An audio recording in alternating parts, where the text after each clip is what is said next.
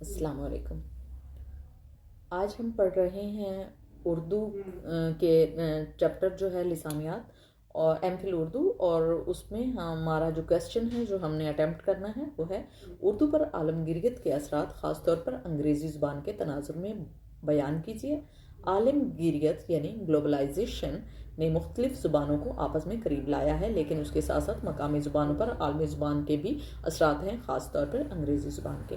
उर्दू पर अंग्रेज़ी के असरात। उर्दू में अंग्रेज़ी अल्फाज का इजाफा हुआ है बग़ैर किसी तर्जुमे के, वो हमारे पास ही शामिल हो गए, जैसे कि कंप्यूटर, लाइसेंस और मोबाइल, इस तरह की चीज़ें, इंटरनेट, प्रोजेक्ट, ये उर्दू के अल्फाज नहीं हैं, मगर ये बिल्कुल सीधे ही उसमें शामिल हो गए हैं। रोज़मर्रा की गुफ्तगू में अंग्रेज़ी ज़ुबान का इस्तेमाल आम हो गया। मिसाल, मुझे एक कॉल कर लेने दें या मीटिंग कब है। अंग्रेज़ी निज़ाम तालीम पर असर। अंग्रेज़ी को तालीम और तहकीक की ज़ुबान समझा जाता है, जिसकी वजह से उर्दू तालीमी इदारों में पीछे रह गई। अक्सर साइंसी, फ़नी और पेशा वराना इस्लाहात उर्दू में मौजूद नहीं हैं और अंग्रेज़ी में उन्हें इस्तेमाल करना पड़ता है, जैसे कि फ़िज़िक्स, बायो या हमें किसी फ़िज़िक्स, बायो केमिस्ट्री या सॉफ्टवेयर वग़ैरह जो हैं उसकी उर्दू में कोई अल्फाज नहीं हैं, या अगर हैं तो बिल्कुल भी हमारे यहाँ काबिल कबूल नहीं होते या वो राइज नहीं है। मीडिया और तफरीह पर असरात। अंग्रेज़ी अल्फाज और जुमले टीवी शोज़, ड्रामा और ख़बरों में आम हैं। सोशल मीडिया पर उर्दू को अंग्रेज़ी रस्मुल ख़त में लिखा जा रहा है और ये रुझान बहुत ज़्यादा बढ़ रहा है, जैसे कि उर्दू में लिखा जाता है मुझे हेल्प चाहिए। उर्दू की साख्त और जुमलों में तब्दीली। अंग्रेज़ी की ग्रामर और अंदाज़ गुफ्तगू ने उर्दू पर बहुत ज़्यादा असर डाला है, जैसे ये चीज़ सेंस नहीं करती, ये चीज़ बॉदर नहीं करती, ये चीज़ मुझे रिमाइंड हो रही है, मुझे ये इंसान इस तरह से रिमाइंड हो रहा है, इस तरह की बात जो है वो हम उसी ग्रामर के तरह से उर्दू भी बोलते हैं जिस ग्रामर के थ्रू हम इंग्लिश बोलते हैं। सकाफती असर। अंग्रेज़ी ज़ुबान के ज़रिए मगरबी सकाफ़त उर्दू बोलने वाले मुआशरे में दाखिल हो गई। उर्दू ज़ुबान में मगरबी तसव्वुरात जैसे स्पेस, पर्सनल स्पेस या कैरियर का इजाफा हो रहा है। उर्दू के फ़रोग़ में रुकावट। अंग्रेज़ी को कारोबारी, सरकारी मामलात और आलमी राब्ते की ज़ुबान समझा जाता है, जिसकी वजह से उर्दू को अहमियत कम दी जा रही है। मुस्बत असरात। अंग्रेज़ी के ज़रिए उर्दू में नए अल्फाज और तसव्वुरात शामिल होने लगे हैं, जिसकी वजह से इंसान बहुत ज़्यादा आगे तरक्की कर सकता है और कॉन्फिडेंटेड भी होता है। अब हम एक और क्वेश्चन है वो भी इसी जगह अटेम्प्ट कर रहे हैं। उर्दू और पाकिस्तानी ज़ुबानों का आपस में गहरा ताल्लुक़ है और उर्दू को पाकिस्तान की कौमी ज़ुबान कहा जाता है। ये मुख्तलिफ ज़ुबानों को जोड़ने का ज़रिया कहते हैं। लिसानी तनाजुर में यह ताल्लुक़ तर्ज़ पहलुओं में देखा जाता है। उर्दू की तश्कील में पाकिस्तानी ज़ुबानों का हिस्सा। तो सबसे पहले तो हमें ये देखना चाहिए कि उर्दू जो है वो राब्ते की ज़ुबान है, कौमी ज़ुबान उसको नहीं कहना चाहिए, क्योंकि सब लोग जो हैं वो बराबर हैं, सारे खित्ते बराबर हैं।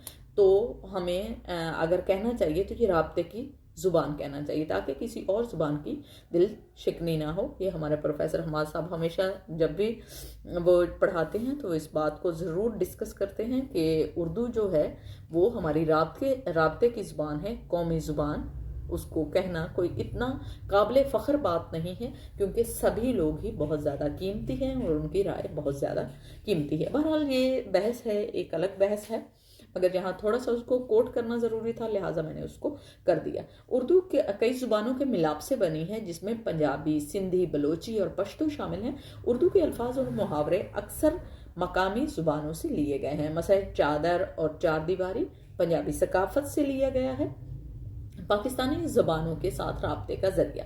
उर्दू पाकिस्तान के मुख्तलिफ इलाकों में बोली और समझी जाने वाली ज़ुबान है। पंजाबी, सिंधी, पश्तो, बलोची और सराइकी को आपस में जोड़ती है। लोग अपनी मादरी ज़ुबान के साथ उर्दू बोलकर एक दूसरे से बातचीत करते हैं।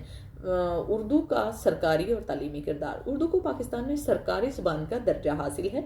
तमाम पाकिस्तानी ज़ुबानें उर्दू के ज़रिए तालीमी निसाब और ज़राए इबलाग में जगह पाती हैं।